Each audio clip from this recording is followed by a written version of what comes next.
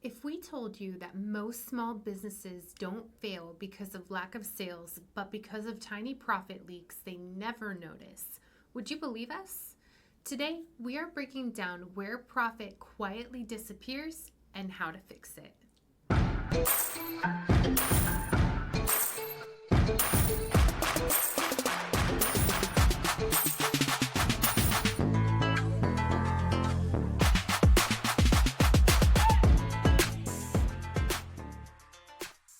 Hey, lady bosses, are you working even after putting the kids to bed but still not getting results? Are you tired of spending money on ads that aren't getting engagement? Do you feel burdened that you aren't fulfilling your purpose in life because you are so consumed with work?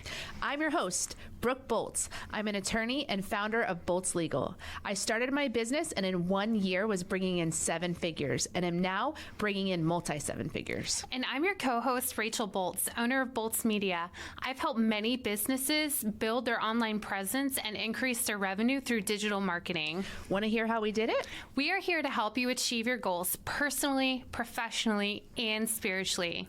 So kick off your high heels, sit back, and let's ignite that passion. We're Miss Biz, where we're putting the Miss in biz. Let's get biz done. Most people think, I just need more clients. But the data says otherwise. The US Bank and SBA studies show that 82% of small business failures come from poor cash flow management, not lack of sales. So what that means is money was coming in, it just wasn't staying. And this week I had my monthly tenfold meeting. I've told you about it before. It's a Christian CEO women's roundtable type of group. And one of the topics we talked about was profit leaks. And it was such a useful conversation for me because if you'd have asked me, do you have profit leaks before that meeting? I just said no. But now, going through the process of really analyzing it, I definitely identified some leaks that could use some refining. So I'm excited to share this information with you all and help you to stop those leaks. Yeah, 82% is a very high percentage. Very high. And don't think that it just happens to small business owners either. It can happen to large corporations and even celebrities. In fact, Sarah Blakely, the founder of Spanx, famously refused early retail deals that undercut her margins, even when Spanx was unknown. So essentially, she protected value before volume. And for small businesses, what this relates to is if you haven't raised your prices in years, you're booked solid, you're exhausted, and you still feel behind. That's when it's really key to kind of take a step back and look and see what type of leaks or barriers are impeding your progress.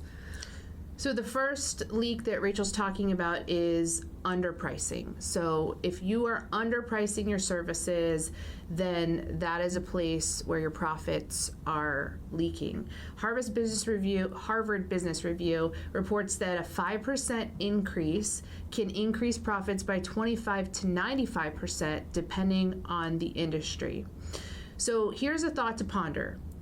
Every yes you don't price correctly becomes a future resentment. And resentment always shows up as burnout or bad decisions. Absolutely. So that was kind of a really intense statement. I'm going to read it one more time because I think we really need to spend some time thinking about that. Every yes you don't price correctly becomes a future resentment. And resentment always shows up as burnout or bad decisions. Mm-hmm. So that's all I'm going to talk about in regard to pricing because we did a whole episode on this not that long ago. Maybe a month ago. So if this is something you're struggling with, please listen to that full episode. But it is definitely one of the major profit leak areas. Yeah, so in addition to underpricing, the second profit leak is time drain disguised as service. So Netflix, for example, they canceled the series 1899 after one season, despite strong initial viewership. And the reason why is because Netflix doesn't measure popularity alone, they measure completion rate. Too many viewers started it and not enough finished it. So for them, it was a high cost and low follow through, which equals a leak. So Netflix cut it out fast. And for small business owners, how you can kind of reflect and apply this is with free consults that don't convert.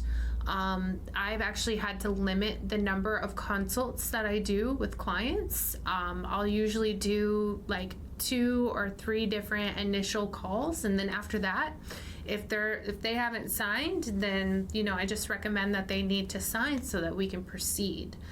Another thing would be like having a meeting with no outcome. I see this a lot where people have meetings and there's no goal of the meeting, which makes it difficult to be able to get to the place that you want to be. Clients who need constant hand-holding, this can be a major time distraction for you.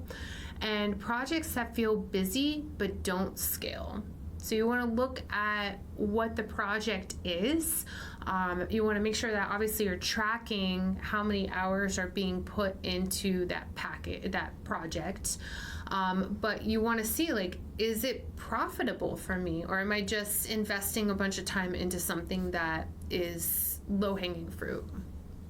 So I want to go back to that Netflix example because I thought that was really useful to analyze, because if you're Netflix and you are just looking at the number of downloads, then it's looking like it's got a great viewership, but they weren't finishing the series or finishing the episodes, and so they're like, this is not good enough. We're gonna cut it. And I think if we were to apply that same analysis to our own business, how many times do we think, well, it'll get better. Right. Well, it's only been one season, so let's try a second season and see if it improves. So many times I think we're hesitant to just cut it off. Yeah.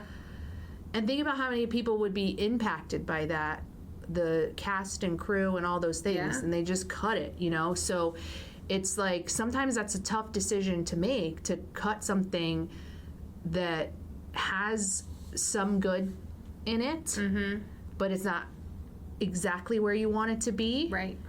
But I think Netflix has a good system. Who knows? We don't know what would have happened if they would have kept it, if it would have gained more viewers. But I think it's a good practice to kind of be looking at those things, to be aware of the metrics, and have your do or die. If it doesn't meet this, then it's done. Absolutely. And I give them a lot of credit for being able, for tracking something like that, like how many people didn't finish it. That's something important. So when you're reflecting on you, think about some things that are kind of outside of the box, but still impact your sales. And also, I really appreciate how they cut it off so quickly, because it was after season 1 that they decided to make such a bold move. And I think that that's important too, because like you had mentioned, so many times we think it's just going to get better and all that, but it doesn't usually get better. So the sooner that you can kind of nip it, once you start recognizing, the things that are draining your time, the better off you're going to be. I would bet that Netflix has a number where it's like, if it doesn't meet this, and this metric, then we're cutting it. And then there's no emotion in it. It's just, it didn't meet it, so it's cut. And I think that if we could incorporate some of those same things into our business, that it's like, our policy is, if this, and this happen, then it's done. We're cutting it, whatever. And I don't know how that applies to everybody's business, but I think that taking the emotion out of it and just looking at the metrics on certain things and just cutting it like Netflix did could do us a lot of good, especially as women. Yep. We are looking for young people. That's creepy. Not like that.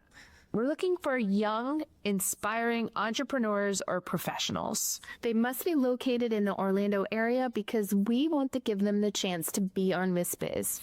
We are looking for 3 inspiring young professionals under the age of 30 that we can interview on the Miss Biz podcast. So don't hide your kids or your wife. Nominate them today. Comment the word young professionals and we'll send you the nomination form. Let's get biz done. So here's a statement that I want you to let sink in. Most profit leaks don't show up on a profit and loss statement. They show up on your calendar. It's true. That's another one I want to say again. Because it's so good. Like, I don't feel like you can internalize it with just one time. Most profit leaks don't show up on a profit and loss statement. They show up on your calendar. Yes. And this hit me. This is the one that hit me the most because I started thinking about this and realizing how much of my time I spend doing free work. And so I was talking about this in my tenfold and I'm like, I spent a lot of time doing free work for people and they usually write me a review and I very much appreciate that because reviews are valuable. But sometimes the amount of work I'm doing is hours and hours and it's not really a fair trade, a Google review for all the hours that I'm putting in. So I started thinking, should I stop doing the free work? What should I do about this? And there was a couple things that I identified. First of all, the tenfold leader, Elise, she asked me, she goes, well, is there something else that could create a more equal exchange of value? And I started to think, and I'm like, you know what? There's a lot of things. They could follow our social media accounts. They could write a review for the podcast. They could...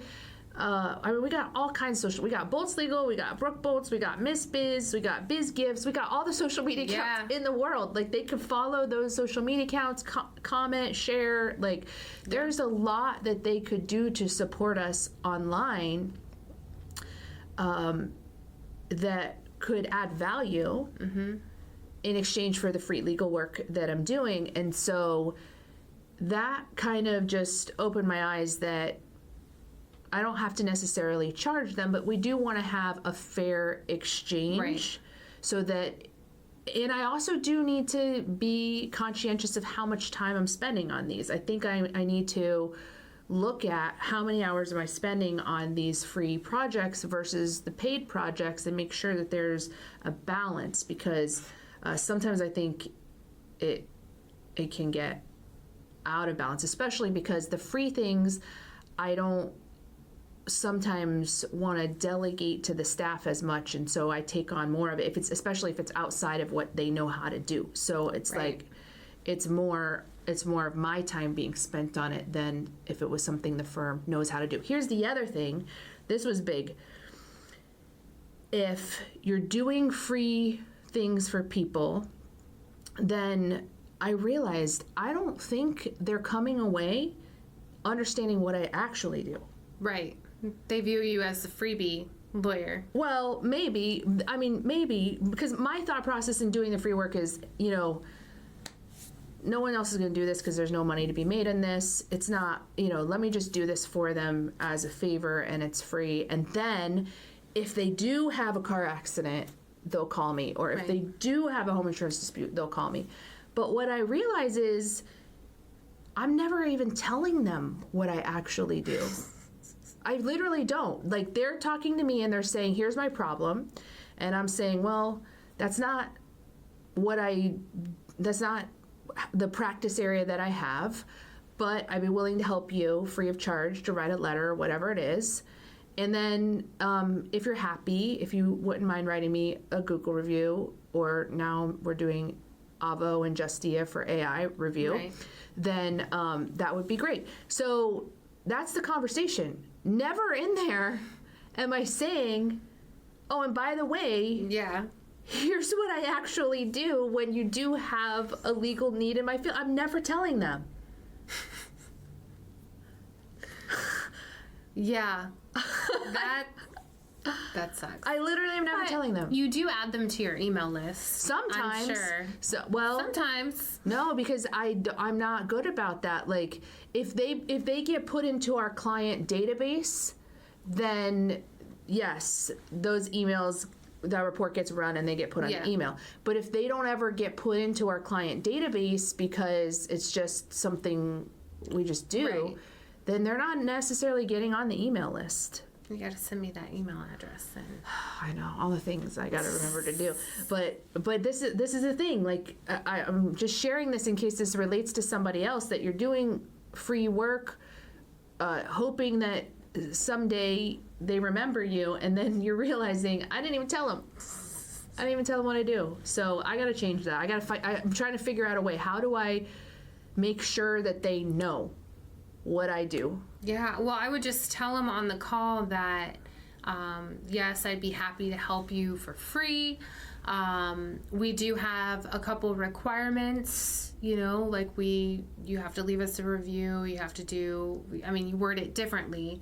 But also, I really want to make sure that our primary practice areas are personal injury and homeowner insurance disputes, and then break it down a little bit of what that would look like. Like, you're not at fault. This is not if you hit somebody else. This is if you get hit and you're not at fault. Or this is if the insurance company denies your claim.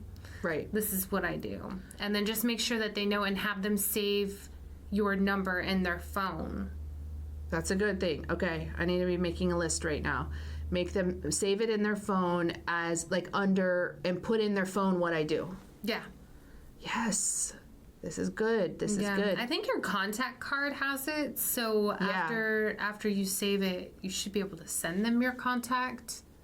Yeah, well, I can just send them my contact card and they can save my contact card. Yeah. And then it'll say what I do. So that's all right. We worked through this. I feel much better because I had a major leak. I really did. And it was not on my radar at all. Yeah. Well, at least, it's recognized, and now you have a new system you're going to put together to make sure it doesn't happen. But statistically, this is not unique to me. The average business owner loses 6 to 8 hours per week to unstructured work. So that's more than 300 hours a year. That's crazy. So write this in big letters on a Post-it note and stick it to your mirror. Busy isn't profitable. 100%. I think we think it is sometimes. Yeah. If I'm busy, then that means I'm making money, but it's not necessarily the case. I'm busy doing free work, so it's not profitable. So you have to so remember that busy isn't profitable. Correct. So profit leak number 3 is keeping low margin clients too long. This is something I wish I would have learned a long time ago. So your biggest client is often your least profitable one, and your most peaceful clients are usually your most profitable. You just don't notice them because they don't cause problems. Yeah, so this is when you're looking at how much time you're spending on that big client who is requiring all of your time and attention, and you break that down into what your hourly rate is, it's not that profitable. But when you look at the clients who are easygoing and aren't bothering you all the time, you're actually having a higher profit margin working for them. Yes. This is like when I worked at the big defense firm, and we made salary, and I thought, this is a great salary, and if you divided it by 40 hours a week, it was a good salary. But when you divided it by 60 hours a week that we were actually working, it's like, I'm making minimum wage here. I'm exaggerating. It wasn't minimum wage, but it was It was a very different number when you looked at what you were actually making per hour with how many hours were being put in. Yeah. Do you love the Miss Biz podcast? Because we love you. Here's 3 things you can do to show your support. 1, write us a review. Apple, Spotify, and Google My Business are the best platforms to write a review. 2, follow us on social media. Our handle is at Miss Biz Podcast. 3, join our Facebook group, Miss Biz Nation, for exclusive content and behind-the-scenes footage. Also, ask questions related to your business and discuss topics from our episodes. So one of the well-known business models is Southwest Airlines. They're known for cutting routes that don't support operational efficiency, even when planes are full. And the reason why is because full doesn't mean profitable. Small business version is one client consumes 80% of your energy. If they are constantly asking for revisions, their payments are late, or they're just an emotional drain, they're not a good fit for you and they are a profit leak. Yeah. Studies show that 20% of clients can consume up to 80% of service time, often at the lowest margin. It's true. The ones that complain all the time are requesting a lot of additional things to be done are the ones that are typically paying the least or trying to pay the least. So here's another one of those zinger statements that I gotta say twice. Not all revenue is good revenue. You want to say it the second time? Not all revenue is good revenue. That's right. Let that sink in. Just because there's revenue doesn't mean it's good revenue doesn't mean that it's efficient, doesn't mean that it's the best use of your time. Yep. So profit leak number 4 is role confusion and people misalignment. This is an important one. An example of this is keeping people who are underperforming. If they aren't producing at the level to be profitable, you just can't keep them around. Role confusion is when things don't get done because someone assumed that someone else was doing it. I once had a paralegal who wanted to reduce her hours from 40 hours a week to 20 hours a week. And I said, I would have to hire a full-time person to work 40 hours to replace your 20 hours because I can't have people wasting time trying to figure out where things were left off and who did what. Right. I mean, if someone's working Monday and Tuesday and the other person's working Wednesday to Friday, there's just every time you come in, you're going to have to figure out where that other person left off. And so my response was, I can't just hire a part-time person to fill that void. I would have to get another full-time person. And so there would be role confusion, and I didn't see a way to avoid that with a part-time schedule. It would also create inconsistency with clients where a client calls on a Tuesday with a question and then calls back Wednesday and has to repeat themselves because that person isn't there. So these are just the role confusion that I could foresee with that request to drop the hours from 40 to 20, and so it wasn't a viable option. Yeah.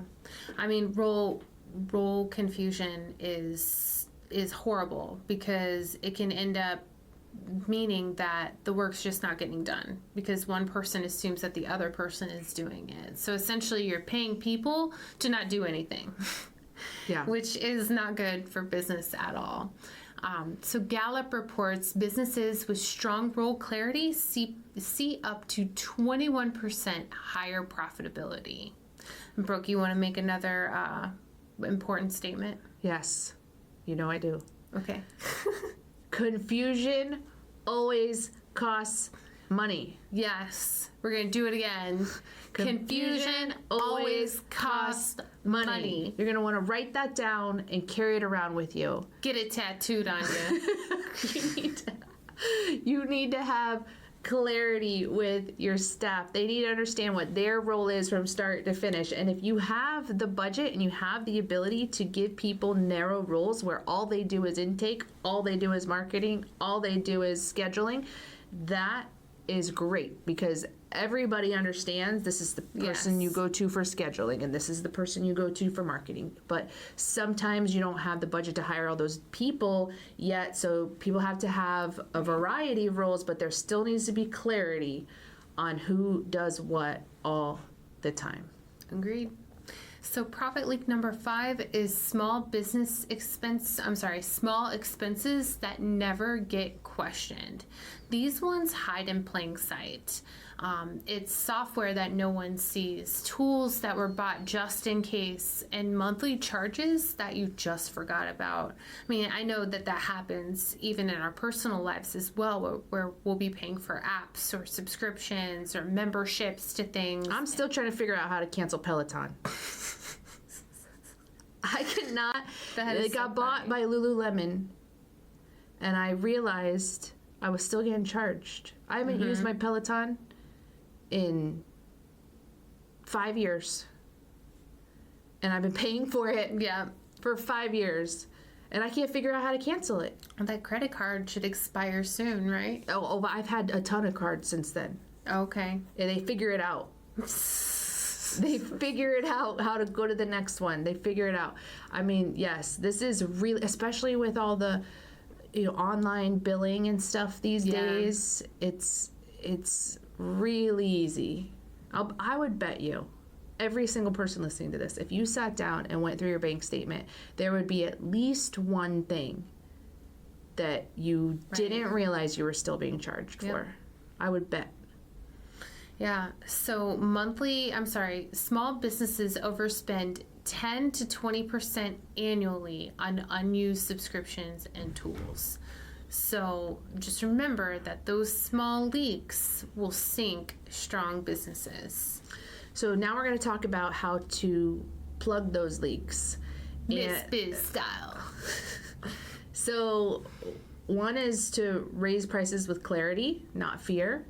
2 is cut the time drains before chasing growth.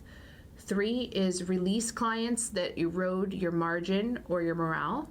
4 is clarify roles with your team, even if your team is small.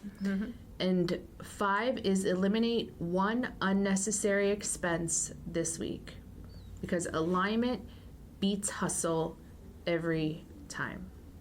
So your challenge this week is to don't add something new this week, which is contrary to what we typically tell you to do. So this week, don't add anything new.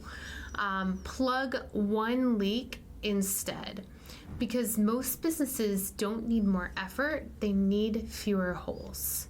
So if this resonated with you, make sure that you share it with a business owner who's working hard but still feels stuck.